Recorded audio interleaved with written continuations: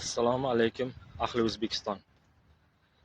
Men videolarimda bekorga bu Alisher Navoiy haykali tayida olmayman, chunki Alisher Navoiy bobomiz bundan 5 asr oldin haqiqatni o'rnataman deb o'rnatilmay o'zi bechara o'ziga yurtga ketib qolgan.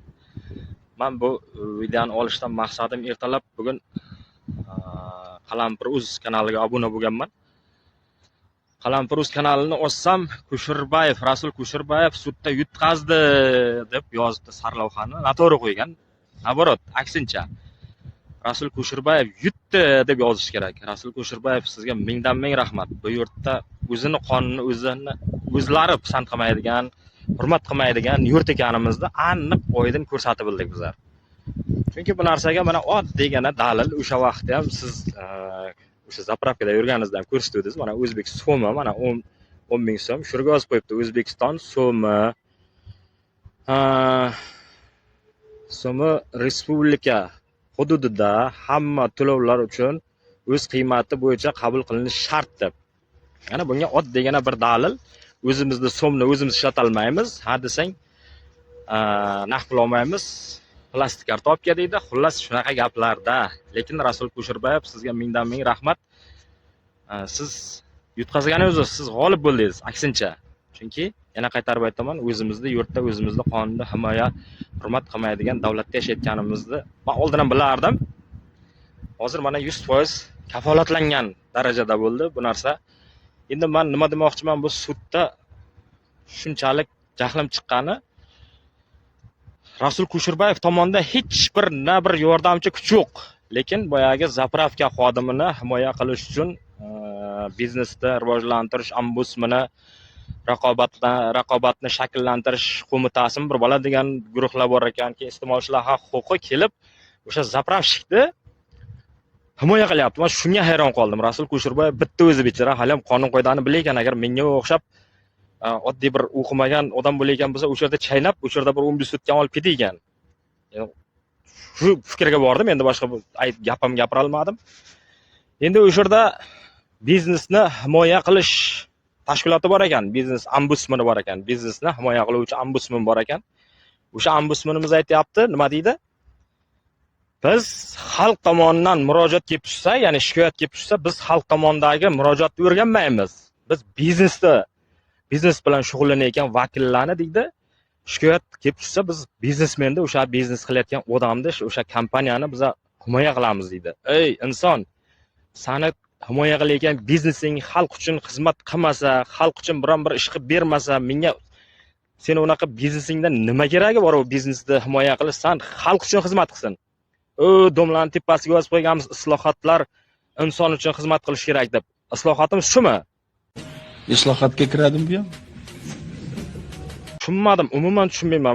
Buni bir oy oldin o'zi gapira boshlab edim mana shu naqd pulni tiklash maqsadida. Bu kimgadir xizmat qilishini bilaman-da, bu naqd pulni yo'q qilib, через plastik foiz olish bo'lyapti. Maqsad shu, tamom.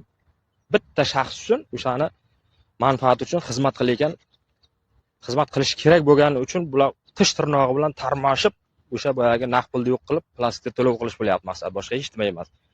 Men shunday tushunaman. Xullas charchadim. Rasul Kusherbayev, sizga mingdan ming rahmat.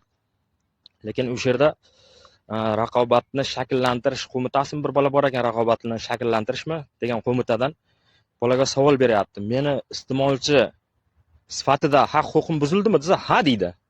Uyalmay ha deydi. O'sha yerda sud raisiga aytilmayapti. Sud raisi bu to'lagan davlat bojini hech bo'lmasa biz undirib beraylik, biz iste'molchilar haq-huquqini mana turib beramlayapmiz xalq tomonidan. Hech bo'lmasa shu Rasul Kusherbayevga rahmat, mana o'sha davlat bojini men to'lab beray, 867 ming to'langan o'sha yerda. Hali ham Xudo obro'y berib, Rasul Kusherbayev, sizga mingdan ming rahmat. Shu kallangizni ishlab boshida aytgan ekansiz, menga ma'naviy zarar kerak emas. 1 so'm sifatida men belgilayman, u ham kerak emas. O'sha 1 so'm ham o'sha boyagi biznesmen zapravkachiga o'tkazib yubordi deb yaxshi aytgan ekansiz. Xudoga shukr qilaman. Bo'lmasa o'sha bo'yicha mana o'zini jig'ildonni o'yladi, o'zini manfaatini o'ylab, mana ma'naviy zarar undirmoqchi bo'lgan, shuning uchun chiqqanda bo'la chiqaydi. U aniq-da bu. Men 100% o'zi boshda sudga bergan vaqtingizda Rasul aka, men o'zi o'sha narsani biluvdim. Bu sud shunday tugashini, lekin juda asabim buzildi. Hozir ham shu hissiyotga berilmay gapiray deb shu ertalabdan Xullas nima aytarimni ham bilmayman, lekin Rasul aka siz yutqazganingiz yo'qsiz, aslida aksincha yutdingiz. Ming rahmat sizga. Lekin qaytmang aka. Bu naqd pul, bu yashirin iqtisodiyot degan narsa aniqlaymiz degan narsa bu yolg'on gap. Yashirin iqtisodiyotni aniqlaymiz deyishi uyat bu narsa. To'g'risini aytsam, mana shu SSR davrini olaylik, Soyuz davrida 15 ta davlat bo'lgan. O'sha vaqtda terminal, bunaqa narsa yo'q edi, lekin o'sha Moskvada o'tirib 15 ta davlatda qayerda qancha pul aylanyapti hammasini bilib o'tirgan. Bu texnologiyani rivojlangan davrida bu yashirin iqtisodiyotni aniqlashimiz uchun biz naqd puldan voz kechyapmiz degan narsa bu kimnidir manfaatini o'ylab shu ish qilinyapti. 100% kafolat berib aytaman. Texnologiyani rivojlangan vaqtida o'sha bir oddiygina 12 ta viloyatda qayerda yashirin iqtisodiyot bo'layotganini bilmaslik, buni o'zi uyat. Uyat bu narsa. Bilmayman, yana boshqa narsa ta'riflamayman ham, aytolmayman ham. Holi bu siyosat bo'yicha kamchiliklar ko'p juda. Nima aytaringni ham bilmaysan, nima qo'yaringni ham bilmaysan, charchab ketdim, lekin bir narsaga aqlim yetyapti, bu davlatdan, bu yurtdan ko'chib ketish kerak. Xudo xolasa ikkita farzandim o'qiyapti, o'sha imkon qadar repetitorga pulni berib, mana bu yerda hozir bir gap chiqadi. Repetitorga berib, chet davlatning tilini o'rgatishga harakat qilyapman, imkon qadar shu farzandlarimni shu chet elga chiqarib yuborish maqsadim bo'lyapti. To'g'risi charchadim, bu yurtda umuman charchadim. Na oylikni oshiriladi bu yurtda xalq yaxshi yashash uchun, na boshqa narsa, lekin narx-navo ko'tarilib ketgan. 2016-yil rahmatli Karim shu oxirgi marta oylik ko'taruvdi. Tamom, shundan keyin rahmatli Karim bilan qo'shilib o'ldi oylik ko'tarish ham. Ketdi shu bilan. Qaytib ko'rganimiz yo'qmiz oylik ko'tarilishi, o'tishi, lekin narx-navo har safar ko'tarilyapti. Narx-navo ko'tarishga kerak kelayotgan vaqtda mana chet el tajribasidan kelib chiqqan holda mana gazimizda shunday infeksiya bir balakar degan bir narsani shakllantirdik. Shuni hisobidan mana 500 so'm ko'tardik gazni deb bemalol uyalmasdan aytadi. Xullas, unisi ham mayli.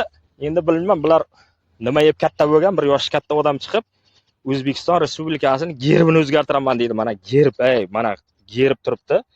Bug'doy, paxtani rasmi turibdi. Bunda nima ayib bu? Gerbda. O'zbekistonda paxta bilan bug'doydan boshqa nima o'sadi? Nimani rasmini qo'yamiz? Boya suvsizlikdan qurigan daraxtlar rasmini qo'yamizmi bu yerga? Nimani rasmini qo'yamiz? Ya boyaga chang bo'layotgan ekologiyani qo'yamizmi? Mana abitdan keyin kelinglar, mana chang, mana kecha YouTube'da ham ko'rdim, Samarqandda qayerda dedi, payariqmi? Esimdan chiqib ketdi. Chang, to'zon, shunday shamol.